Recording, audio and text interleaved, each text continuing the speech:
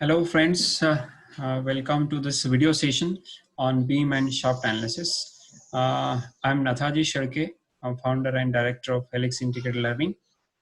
Helix Integrated Learning is a career institute which mainly work in CAD, CAE and CFD, and we have more than 90% placement since last more than 4 years. Um, so I got this basically opportunity to interact with you through this video. I think we'll have basically number of sessions. So let us start with beam and shaft analysis. Any basically system, whether it is mechanical or any civil or electrical, if you take a product which is manufactured, so this we need to design. Okay, and if you look at the basic elements of machine design, beams, shafts, and then bracket, plate, column. So these are the basic elements. So understanding about this thing will definitely will help you. So we'll start with the beam. I have taken this simply supported beam with overhang loading, which is a UDL load applied on the overhang, and the system unit system I use PSI. Okay, and this structure, if you look at basically simply supported means one is an immovable hinge and other is a movable hinge, and so these are this is a basic flexural formula which we used. You might have seen in the solid mechanics. So which is a beam equation, and in this case we'll validate these results with analytical solution. Analytical solution, we use this flexural formula to find out bending stress, and same will verify with the ANSYS results. So this is a distribution of bending stress across the height. The cross section which I'm going to use is the I section, which is a 30-inch I section. The geometrical properties are given here. So let us first find out what is the bending stress in the by analytical method. So I will use this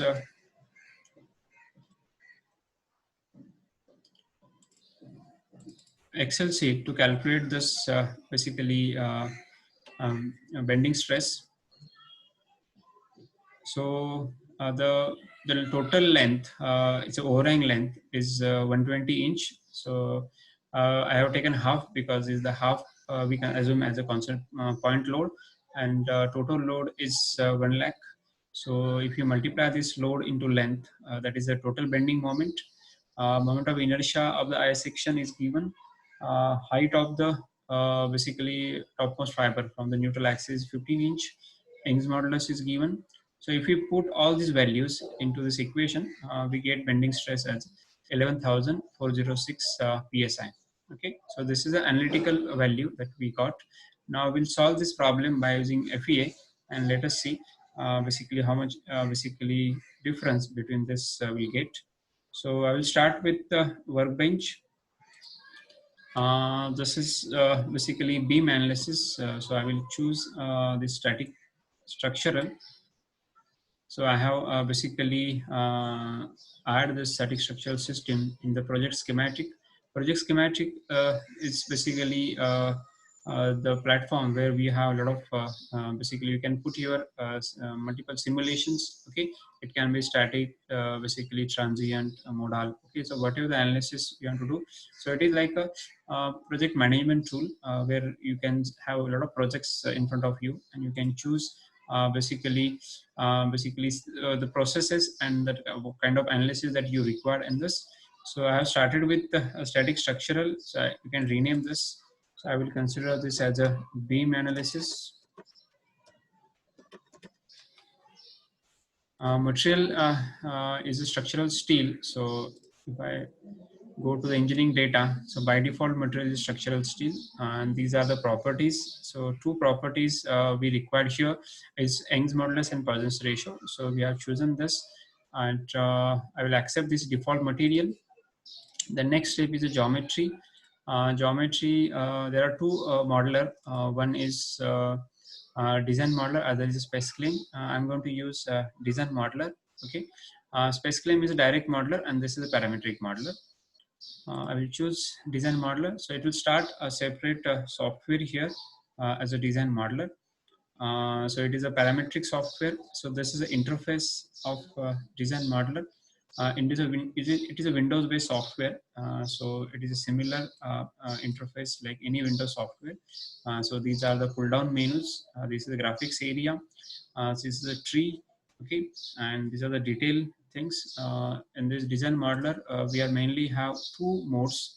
One is a sketching mode, and other is a modeling mode. So in our beam, we need to generate basically the model. So I'm going to use line elements. So which is basically there are different types of elements. So I'm going to use a line element. So here I will draw a sketch which is basically having total length of the beam. So if you look at the geometry, so geometry may thus particularly overhang length is 10 feet both side, and center span is around 20 feet. So if you want to model this, so we need to basically define 120, 240, and basically 120 inches. We'll convert all of the dimensions into a pound inch system, so that it will have a consistent unit system. Because properties are in PSI, we'll convert this loading into pound per inch. Okay, and all other properties in pound inch. Okay, so I will model this. So I will have create three span, A, L, and A. Okay, so let us model this. So I will use XY plane. So I will select this plane and insert a sketch. Okay, so this is sketch 1. And now I will go to the sketching mode, because now I want to sketch. So this is a sketching commands. So these commands we can use. Now if you want to go for 2D view, so we can have this 2D so that it is easy to sketch. First unit system, basically by default is a millimeter I have set. I will change to the inch. I'll fit this. And first I will draw randomly 3 lines, like approximate length. So we don't know, but approximately I will draw, and then we can give the dimension. Then I will use this dimension toolbar. I will use general dimension. So this is the first span, which is A, and this is L, and this again A. Okay, so I will change the basically parameter first, which is a 120 inch, second, which is 240 inch, and third, again, it is a 120. So I will fit this. Okay, so it's fit in the screen. Okay, now I will come to the modeling mode. So we have drawn the sketch. Okay, now this is a sketch. We need to convert this into line body. So right now there is 0 body. Okay, so I will go to the how to convert this sketch into line body, and so I will go to concept. These are the two commands to convert line body: line from points or line from sketches. I have already the sketch, so I can use line from sketches option, and I will choose the sketch, which is sketch 1, and say apply and generate. So it will generate the line body. If I off the coordinate system, so these are line bodies, and these are the selection filter. So right now it is the face active. If I click on edge, I can pick the edge. We can see this is line body 1, this is 2, and this is third one. Okay, so these are the 3 line bodies. You can on the vertex. So this is a vertex, so we can see the difference between these bodies. Now if you see right now, if you see it's one part and one body, so this is the line body we have created.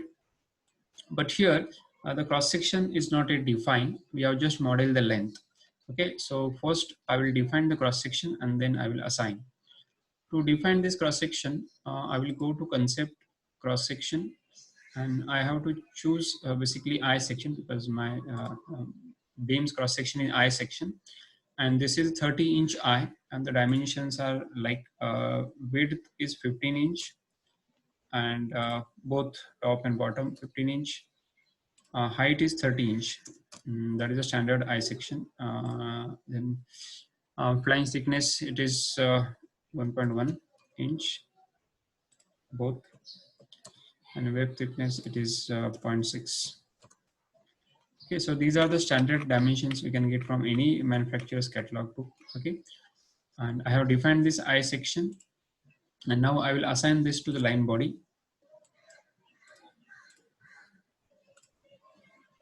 Okay, and if you want to see this basically cross section assigned to this line body, because we have now assigned this, to view this cross section, we have to go to view and click on this cross section solids. So now we can see this cross section. Now the cross section which is not properly aligned, because this is a global coordinate system and we want height of the I section should be aligned with Y. But if you see the coordinate system of edge or the line body, which is not aligned with your global. Okay, so we'll rotate this coordinate system which can align to the Y. So to do this, we can choose this and select the basically line body, and then we can see here there is a alignment mode. Okay, and we can rotate this basically cross section into minus 90 degree. So now this y-axis is of each edge is aligned with the y-axis of the global system. Okay, so now we have modeled this line as well as cross section. So here we are done with the basically modeling. So now I will close this. Now I will open the solver, which is ANSYS Mechanical.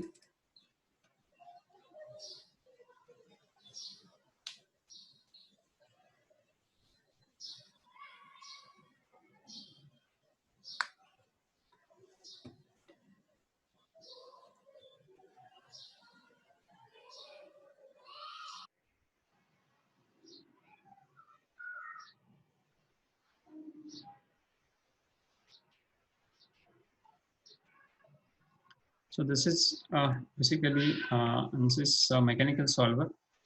This again Windows based, so it is same like pull down menu. Some icons are there. This is graphics area. This is basically outline. This is details of each model, like modeling. These are the details. If you go to geometry, so these are the geometry details. Right now we have geometry as a line body, and this one cross section which is assigned to this line body. We'll add the mesh, so we'll insert the mesh size. I will choose this basically all the bodies, apply, and element size. So we'll convert this unit system. We'll change this to the pound inch, and I want 1 inch the length of each element, and then generate this mesh.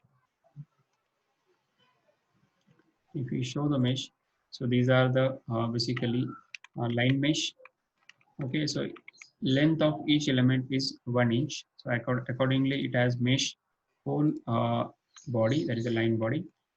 And then we'll apply the boundary conditions. So boundary conditions here are these two are simply supported. So simply supported meaning means both are hinge, but one is a immovable, other is a movable. Okay, so first we'll apply hinge boundary condition.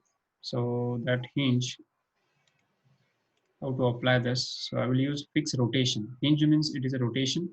So I will use fixed rotation. I will select both vertex. I will change the selection filter to vertex.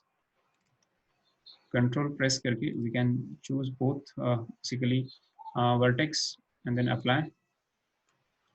So right now all basically degree of freedom, that is rotation about x, y, z. These three rotation are fixed. That means it cannot rotate. But I want rotation about z, because if when you say it is a hinge, so according to this model, this is y is the height and x is the length. So z is normal to the screen. So rotation about z must be allowed. Then only it represent as a hinge. So I'm going to change this. I will make it free. So now both support will consider as a hinge support.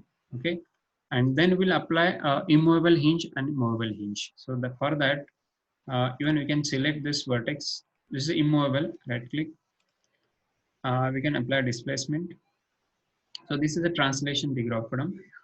And this translation degree of freedom may will allow this is immovable, so we'll have all degree of freedom 0.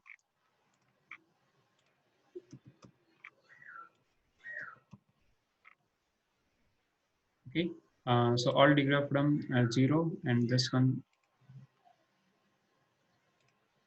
this is a roller support, this is movable, so I will keep X free, but other two we have to make 0. Okay, so here X we have kept free, and Y and Z we have keep it 0. Okay, so we have applied basically simply supported boundary condition. Now we'll apply the basically UDL. So UDL it is on line. So I will select the line selection filter, and then we'll insert this is a line pressure, which is UDL. So here I will instead of vector I will define by components, and component may this is in Y direction. So equal to 10,000 pound per feet. So 10,000 pound and per feet divided by 12, so it is per inch, and it is in minus side, so I will use minus. Okay, so this is pressure which is 833.33 pound per inch, that is the UDL applied. Okay, now we have applied this boundary condition, and then we'll solve this.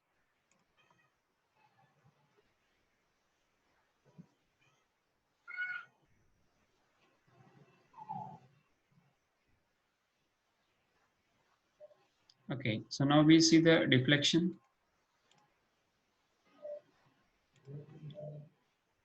We can evaluate the results. Okay, so if you see only undeformed shapes also, and we want this in no wireframe, so show undeformed model. So this is the original model, and this is the deformed model. We can animate and see. So this is a simply supported effect, because if you don't allow basically to rotate about Z, which is a hinge, then it will consider as a both end basically cantilever. Okay, so this is a more practical basically. So supports are very important, and your understanding about this thing will definitely will help you.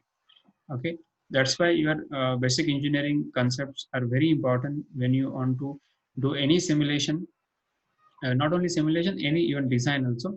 But in simulation this is validation, so it is more basically relevant, because if you do small mistake, you cannot basically verify your results with analytical. Now this is basically the deflection. Now we can check with the stress. Okay, so this is a bending stress, and which is in X direction. So I'm going to use that basically sigma X. To check that results, I will click on solution, and here in solution you make sure that your beam section results are S. So I will check S, and then we go to the worksheet, and here we can select this sigma X, so which is a SX, create user defined feature. So we can evaluate this. Okay, so this is basically the bending stress, which is a normal stress, which is in X direction. So if you see here, the bending stress is showing 11 to 95, tension on top side, compression on bottom side. Okay, and if you see that analytical value, which is 11406, and if you see the accuracy, so 11 to 95 is the FEA results, and analytical results is 11406 into 100. So it is almost 99% accurate results which match with the analytical. Okay, so FEA is an approximate method, but in general industry, 10 to 15% error is acceptable, because we have to always compromise between accuracy and the runtime. So that's why we accept this 10 to 15% correlation is fine.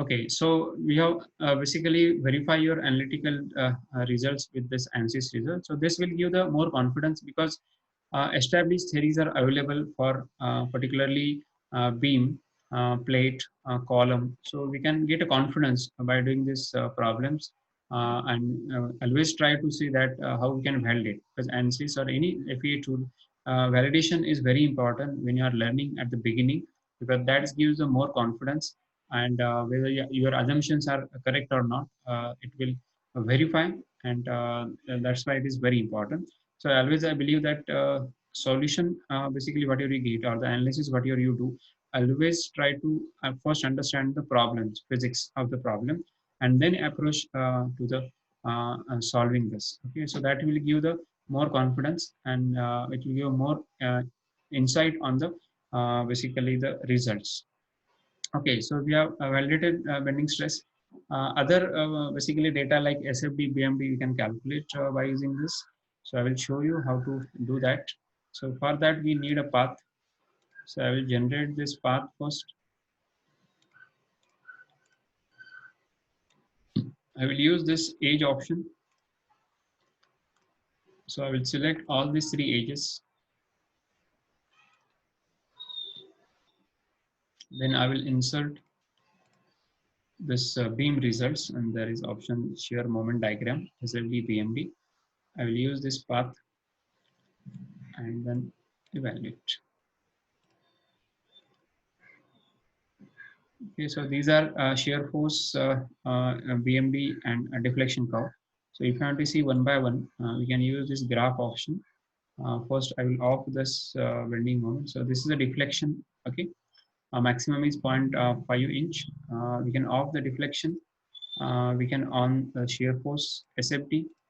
So this is SFD. It is irrespective of sign. So it is absolute value. So it always come on other side. So this is basically shear force diagram, which is on one side of the axis. Same way, this is a BMD diagram. Okay. So like SFD, BMD also we can calculate from this. And if you want, we can have a chart that is which you can use this to save. Okay. So from this, like if you see the object particularly, you can plot the graph particularly for the for this we need a basically the axis system, x and y. Okay, object, right now we don't have the path, but okay,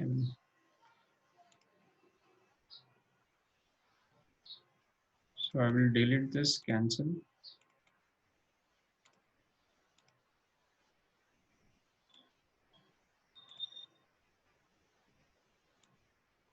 So here it is with basically inch and this thing, and this is particularly for the total bending moment.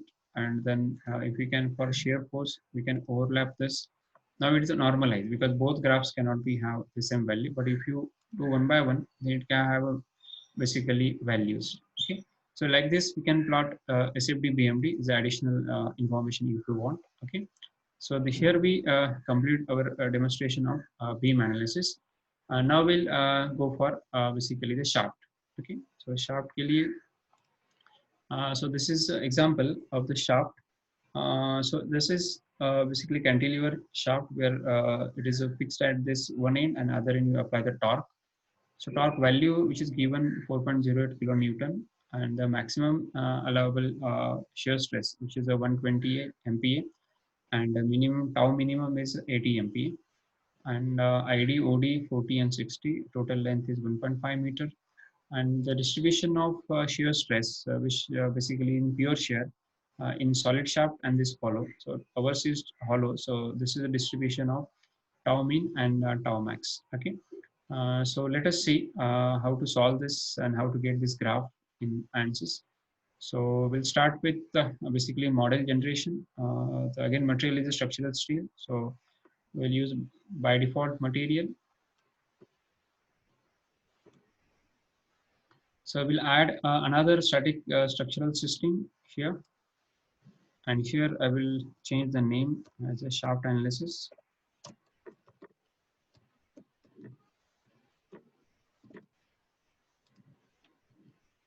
So we'll click on the geometry. So I will open the design modeler. So we'll create basically hollow shaft. Now this time we'll use 3D modeling techniques. So we'll use 3D elements to solve this. So I will use YZ plane as a sketching plane. I will add new sketch.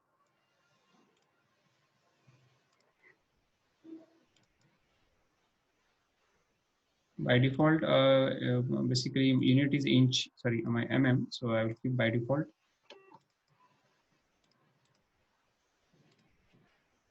So OD, which is 60, and ID, which is 40. So total thickness is 10 mm, and then I will extrude this into particularly x direction, because the length of the shaft is 1.5 meters. So I will convert into mm, 1500 mm, generate.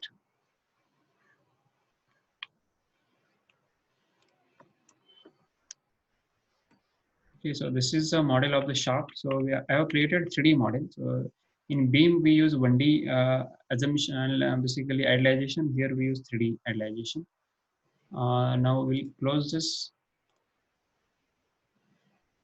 We'll go to the mechanical solver.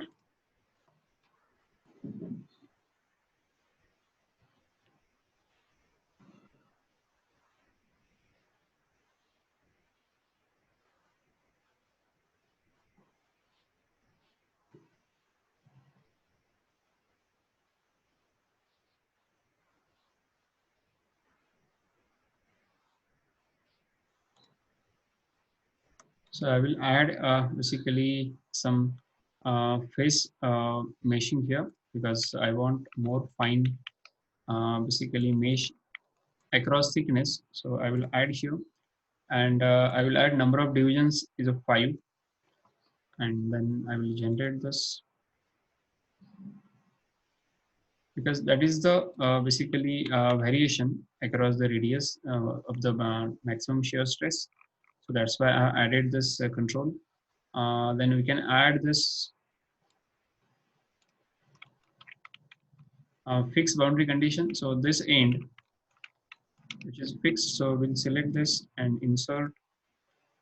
We click on the structural and then insert, because that's where the boundary conditions will come. Fixed support and other area. Other end, we need to apply the torque. Okay, so here I will select this area, insert torque means twisting moment. So I will apply twisting moment, and it will apply about x, because x is the axis of rotation. And here value, it is a 4080, that is a Newton, kilonewton to Newton, and then into mm. So one more, 3 more 0. So this is a Newton meter mm range, that is the torque. Okay, unit system we need to follow, and then we'll solve this.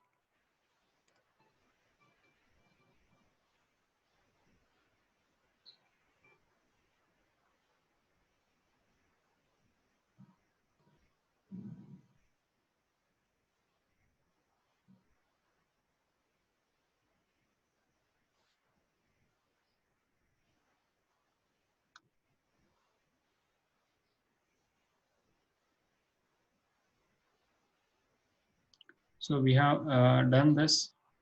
We'll make sure that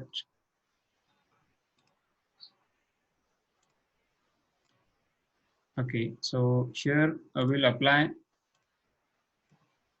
We'll use this deformation. So this is basically rotation, which we need to find out. So what I will do, I will have a cylindrical coordinate system.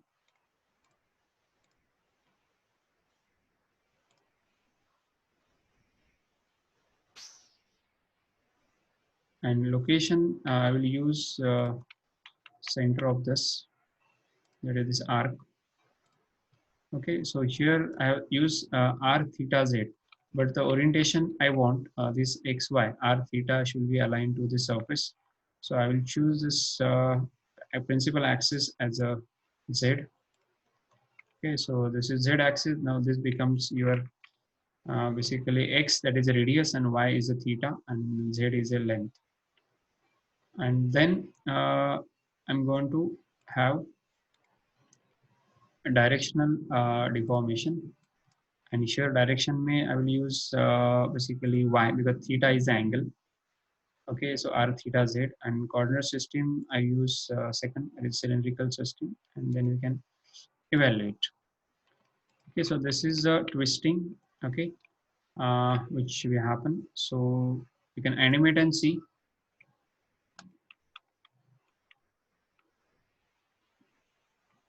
So which is the twisting shear.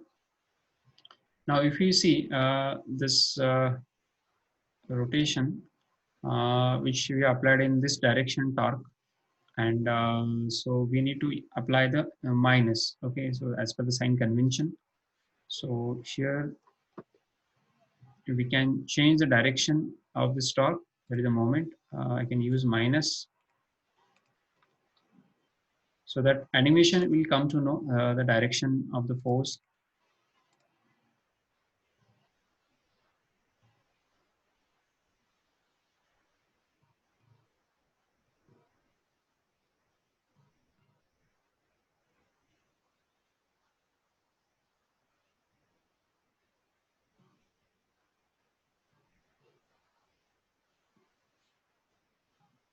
So here we can see now it's correct, because this is acting as per the right hand thumb rule.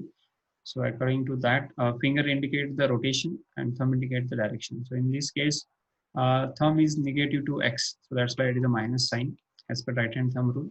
Okay. So this is a rotation, that is the twisting the shaft, and this is a pure shear. Now we'll basically see the value of maximum shear. That is what the validation we want. So we can plot the maximum shear, and if we evaluate,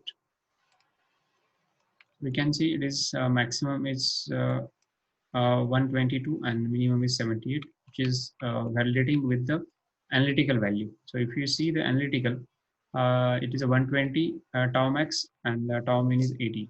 Okay, so it is basically validating both results. Okay,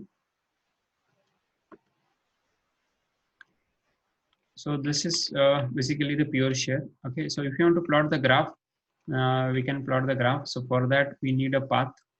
So I will generate this using construction geometry. Insert a path. I can use x section, x intersection. So this is x intersection across the radius, and then I can insert stress, maximum shear stress. Right now this is not on body. I want to have on path. So I will choose the path, and across the path the variation is going to plot. Okay, so this is across the plot variation, and if you see this graph, so this is the change in basically and stress, that is the maximum shear stress from radius 0, that is the tau min to tau max. Okay, so that is at R1 to R2. Okay, and here we can see that basically if you click on the graph, so we can see the graph. So afterwards you can click and you can see always this. Okay, so we can use for the results. Okay, also, so if you see that tau min is 81 and tau max is 122. Okay, so both these things are validated. Okay, so like this we can analyze the shaft. Now here both cases we use this pure bending stress and pure torsion stress. So many times there is a combination also. So like a power transmitting shaft, there can be the bending and twisting, both moments simultaneously acting. So in that case you can apply both loads simultaneously and find out the resultant stresses by using equivalent stress. Okay, which is the resultant of all normal and shear stress. Okay, so like this, we can basically solve analytically also, and by using ANSYS, and where we can get the confidence over the basically when you use the software tool and the analytical value. Okay. Okay. So here it completes the demonstration on basically shaft analysis. Okay. So thank you.